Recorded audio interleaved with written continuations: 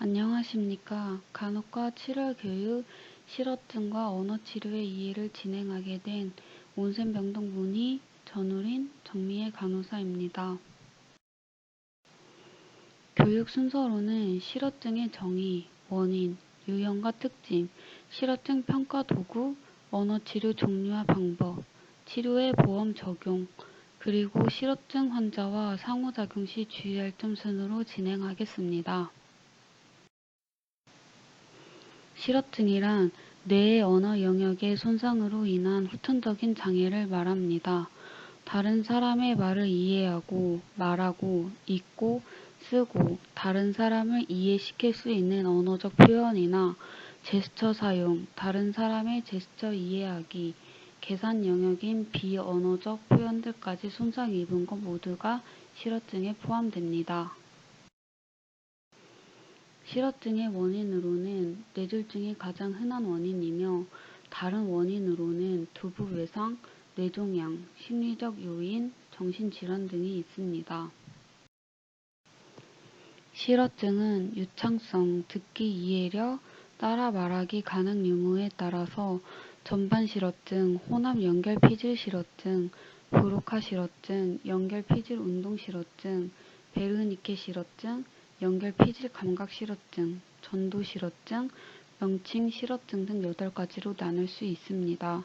이 중 전반 실어증은 브로카 실어증과 베르니케 실어증이 복합된 형태이며 혼합 연결 피질 실어증의 경우 연결 피질 운동 실어증과 연결 피질 감각 실어증이 복합된 형태입니다.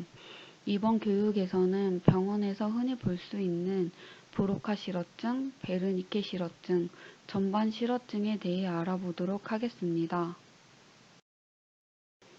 먼저 운동 실어증인 브로카 아파지아의 경우 비유창성 실어증의 대표적인 유형입니다. 좌측 전두엽에 있는 운동 영역의 손상으로 발생하여 말의 내용은 아는데 발음이 안 되며 말을 할 때 문법적으로 틀리게 말하거나 말에 어울리지 않은 단어를 선택하게 됩니다. 또한 말하기와 함께 쓰기도 같이 어려움을 겪게 됩니다. 브로카 아파지아의 경우 주소, 날짜, 사물을 물어보는 질문에 표현 능력이 상당히 저하되며 특히 유창성 장애인 말 더듬증이 관찰됩니다. 무의미한 음절이나 모음만 반복하기도 하고 운율이 비정상적으로 단조로우며 말하는 속도가 느리고 단어 사이의 멈춤이 긴 것이 특징입니다. 다음으로 감각 실어증인 베르니케 아파지아입니다. 베르니케 아파지아의 경우 좌측 측두엽에 있는 감각 영역의 손상으로 발생합니다. 발병 초기 평가 시의 전체 실어증 환자들 중에 약 15에서 20% 정도를 차지합니다. 베르니케 영역은 청각적인 형태로 들어온 정보를 해석하고 이해하는 역할을 담당하는데 이 부위가 손상되면 유창하게 말하는 것 같지만 실제로는 의미 없는 내용을 나열하게 됩니다. 언어를 이해하는 능력이 저하되었기 때문에 대화 시 자신의 화법에 문제가 있다는 것을 인지하지 못하며 음소착어, 음위착어, 신조착어 등의 증상을 보입니다. 음소착어란 단언의 일부 음소를 다른 음소로 대치하여 비슷한 소리로 반응하는 것을 의미하며 음위착어란 목표 단어 대신 목표 단어와 의미가 연결된 다른 단어로 대치하여 반응하는 것을 의미합니다. 신조착어는 사전에는 존재하지 않는 비단어 혹은 신조어를 만들어서 표현하는 것을 말합니다. 베르니케 실어증의 예시입니다. 주소, 날짜, 사물을 물어보는 질문에 비교적 유창하고 정상적인 발음과 억양으로 대답을 합니다. 하지만 환자가 대답하는 내용에는 실제로 의미 없는 내용을 나열하며 이해력이 떨어지는 모습이 관찰됩니다. 대다수의 베르니케 실어증 환자는 사지 운동 기능이 정상인 상태에서 언어장애만 두드러지기 때문에 실어증이 아닌 정신질환으로 오인하기도 합니다. 전반 실어증인 글로벌 아파지아는 브로카와 베르니케 영역이 광범위하게 손상된 경우 나타나게 되며 언어 표현, 이해의 장애 정도가 가장 심한 실어증입니다. 말을 하고자 하나 언어를 표현하는 능력이 떨어져 말을 잘 할 수가 없으며 언어의 의미를 이해하지 못합니다. 무의미한 음절만을 되풀이하거나 질문에 자동적으로 한 가지 표현만 계속해서 말하기도 합니다. 또한 따라 말하기도 어려워 읽기나 쓰기도 불가능합니다. 다음은 본원 언어치료 평가 도구에 대해 알아보겠습니다. 실어증 평가 도구는 크게 실어증의 유무를 판별하기 위한 선별검사, 언어의 모든 영역과 인지 영역까지 검사할 수 있는 종합검사, 한 영역만을 심층적으로 검사하는 심화검사로 구분됩니다. 선별검사에는 한국판 프랜차이 실어증 선별검사, 실어증 신경장애 선별검사 두 가지가 있습니다. 본원에서는 주로 스탠드 검사도구를 사용하고 있습니다. 종합검사에는 미네소타 실어증 간별진단검사, 한국 실어증 간별진단검사, 포치 의사소통검사, 보스턴 실어증 진단검사, 한국판 웨스턴 실어증 검사 등 5가지가 있으며 본원에서는 K-웹을 사용하고 있습니다. 심화검사에는 KBNT, 보스턴 이름대기 검사가 있습니다. 먼저 신경언어장애 선별검사인 스탠드에 대해 알아보겠습니다. 소요시간은 5분 이내로 간편하고 빠르게 진단할 수 있으며 우리나라에서 독자적으로 개발한 검사입니다. 검사는 크게 언어와 말 범주로 구성되어 있으며 실어증의 유무, 중증도, 유형을 제시하고 동반되는 말장애인 말실행증이나 마비말 장애를 확인할 수 있습니다. 평가 영역에서는 언어 영역은 그림 설명, 이름 대기, 듣고 이해하기, 따라 말하기, 읽기 쓰기를 평가하고 말 영역에서는 말 운동 프로그래밍과 말 수행을 평가합니다. 그림 설명하기, 이름 대기, 듣고 이해하기, 따라 말하기 수행 점수의 총점인 OLI는 14점 이상이면 정상, 미만이면 실어증으로 진단합니다. 여기에 읽기 쓰기 점수가 더해진 GLI는 23점이면 정상, 미만이면 실어증을 진단합니다. 실시 방법은 그림 설명하기, 이름 대기, 듣고 이해하기, 따라 말하기가 있고 읽기 검사의 경우에는 자극카드를 사용하여 실시합니다. 검사 시간을 충분히 할애할 수 없거나 환자가 무학, 문맹인 경우에는 OLI를 산정할 수 있는 하부 검사까지만 실시할 수 있습니다. 한국판 웨스턴 실어증 검사는 실어증의 중증도, 유형, 예후 등을 평가하기 위해 고안된 검사이며 언어의 모든 영역과 인지 영역까지 검사할 수 있는 종합검사입니다. 소요시간은 60에서 100분 정도이며 구어 언어, 문자 언어, 인지 기능으로 구성되어 있습니다. 실어증 지수인 AQ는 스스로 말하기, 알아듣기, 따라 말하기, 이름 대기 및 낱말 찾기 점수를 더하고 언어 지수인 LQ는 실어증 점수인 AQ에 읽기, 쓰기가 더해져 산출됩니다. 피질 점수 CQ는 언어 지수 LQ에 실행증, 구성, 시공간, 계산이 더해져 산출됩니다. 다음은 심화검사인 한국판 보스턴 이름대기 검사입니다. 검사의 목적은 실어증 환자의 평가 및 치매의 유무를 감별 및 진단합니다. 실어증 환자의 경우 전반적인 언어검사 실시 후 세부검사로 실시하며 치매 환자는 병세의 진행 상황을 알아보기 위한 수단으로 사용됩니다. 평가 방법은 매우 쉬운 그림, 예를 들어 손, 모자, 고추, 바나나, 풍선부터 어렵게 평가될 수 있는 그림, 예를 들면 청직리, 에스컬레이터, 흑손, 풍경까지 모두 60개 문항으로 구성되어 있으며 15초간 반응이 없을 경우 환자에게 단서를 제공하게 됩니다.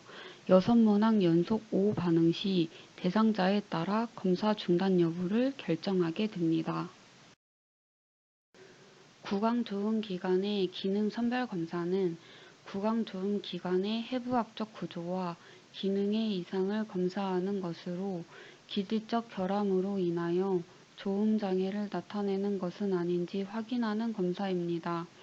평가는 입술, 혀, 턱, 치아, 경국의 인두, 호흡의 구조와 기능을 모두 확인하고 조음 교후 운동을 검사합니다. 이 검사는 실어증 검사가 아니나 언어평가 시 기본적으로 시행하는 검사입니다. 첫 번째 출석 체크 하겠습니다. 소속 병동 및 이름을 적어주세요. 첫 번째 출석 체크 하겠습니다. 소속 병동 및 이름을 적어주세요.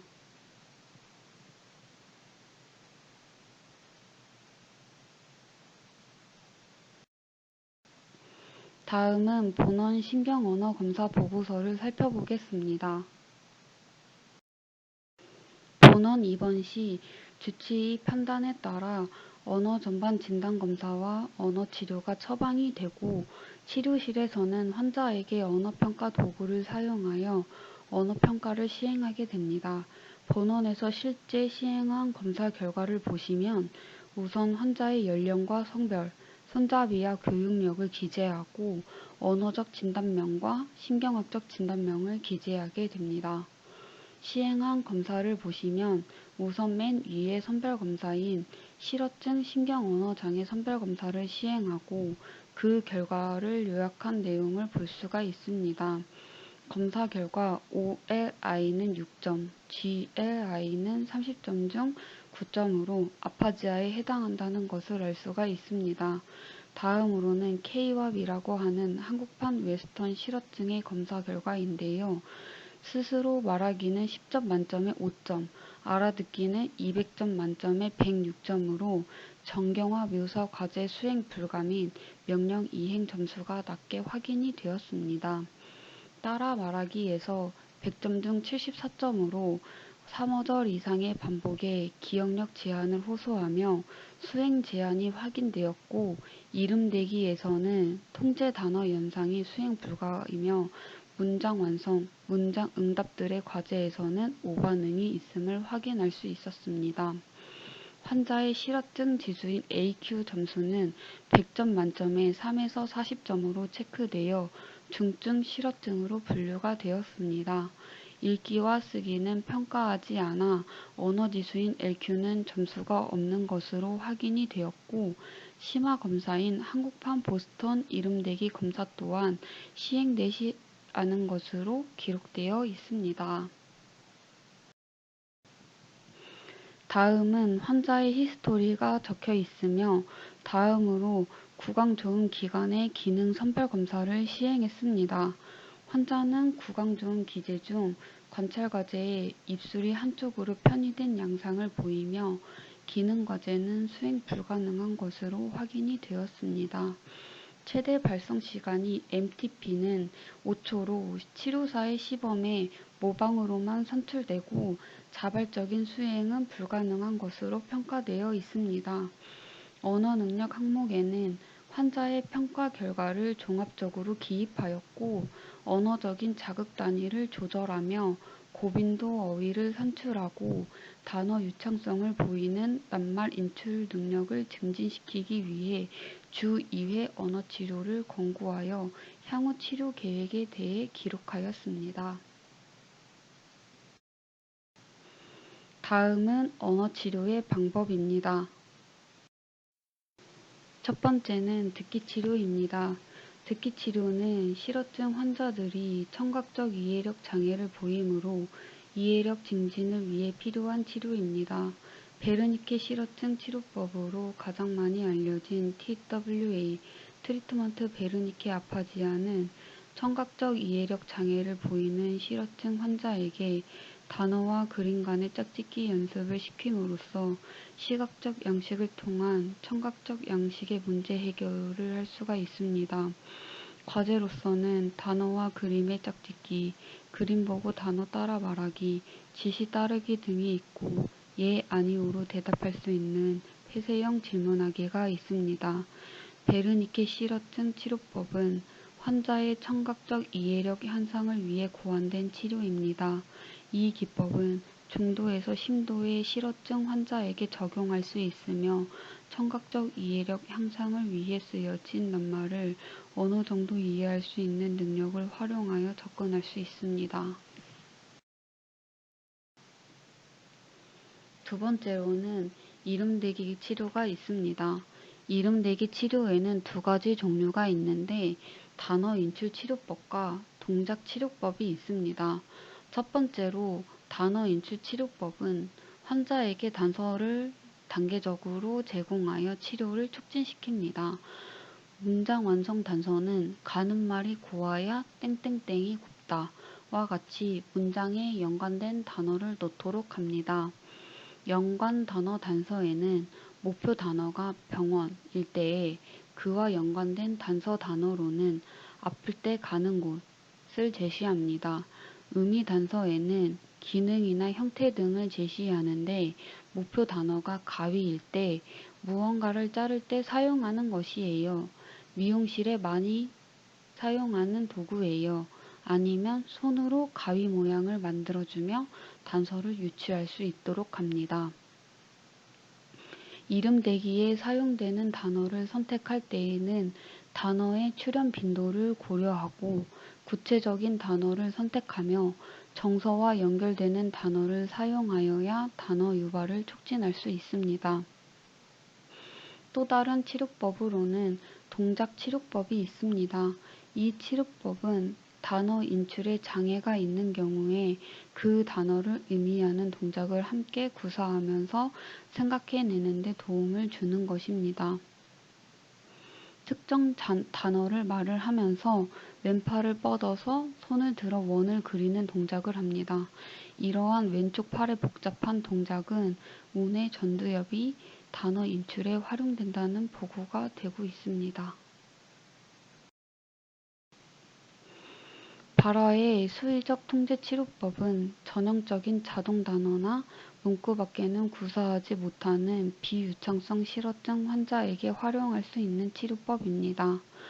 환자에게 단어를 큰 소리로 읽게 하고 그 단어와 일치하는 그림을 찾아내게 하며 점차적으로 읽게 하는 과제의 길이를 증가시킵니다.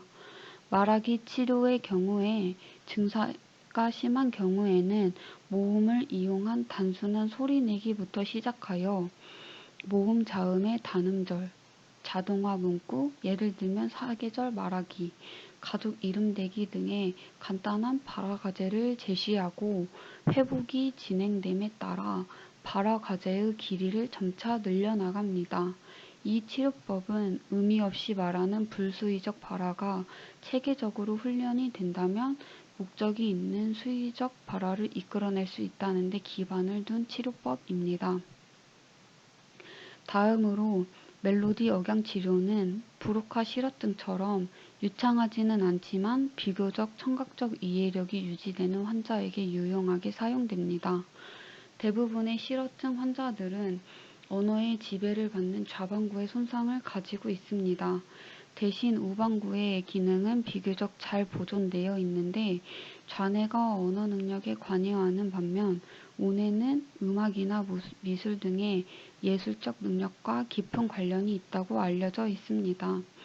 이 방법은 손상된 좌방구의 언어적 기능을 손상되지 않는 우방구의 비언어적 기능, 예를 들면 음길이, 음높이 등으로 대체하여 이용하는 치료법으로 멜로디를 함께 조합하여 노래 형식으로 발화를 유도하면서 점차 목표 발화의 길이를 늘려나갑니다.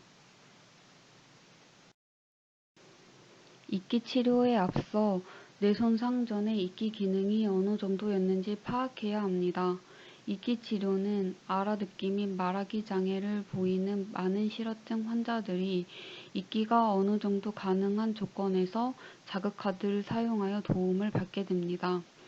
한쪽의 공간 인식이 부정확하거나 느린 편측 공간무시 증후군의 경우 이끼 자극을 잘 보이게 배치하여야 합니다. 이끼 치료에 활용할 수 있는 기능적 치료 과제로는 신문, 잡지, 달력, 광고 전단지 등을 들 수 있습니다. 1층 마비를 보여 오른손으로 쓰기가 힘들거나 불가능한 경우에는 왼손으로 쓰기 연습을 유도할 수 있습니다. 쓰기 장애에 대한 치료 순서로는 먼저 도형이나 간단한 사물을 투사하게 하고 그림 자극과 관련 있는 단어를 완성시키는 과제, 예를 들면 나무 그림을 보여주면서 나, 땡 이라는 단어를 완성하게 할 수 있습니다. 또한 문장 내에서 적합한 단어를 넣어 완성시키는 문장 완성 과제나 적합한 단어를 인출하여 쓰게 하는 과제가 있습니다. 두 번째 출석 체크하겠습니다. 소속 병동 및 이름을 적어주세요. 두 번째 출석 체크하겠습니다. 소속 병동 및 이름을 적어주세요.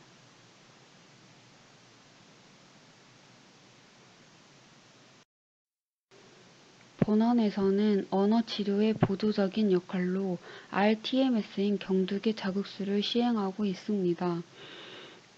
rTMS는 코일을 통해 형성된 자기장이 조직 내에서 전기장으로 변하여 적당한 강도와 시간에 도달하면 일반적인 전기자극처럼 신경의 탈분극을 일으키는 원리를 이용합니다. 자기자극은 두개골이나 두피와 같은 저항이 큰 물체에 의해 세기가 약화되지 않고 두피에서 강한 전류 밀도를 형성하지 않아 통증이 적게 발생하게 되어 비침습적으로 대뇌를 안전하고 효과적으로 조절할 수 있습니다.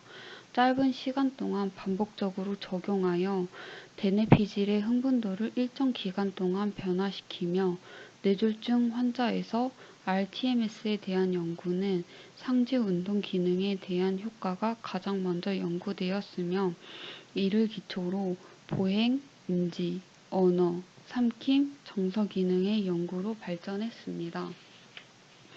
언어 기능에 대해서는 방구 간 상호 비대칭을 조절할 수 있는 방법으로 건측 브로카 상동 영역에 저빈도 rTMS를 적용하여 언어 기능 향상의 효과를 기대할 수 있습니다.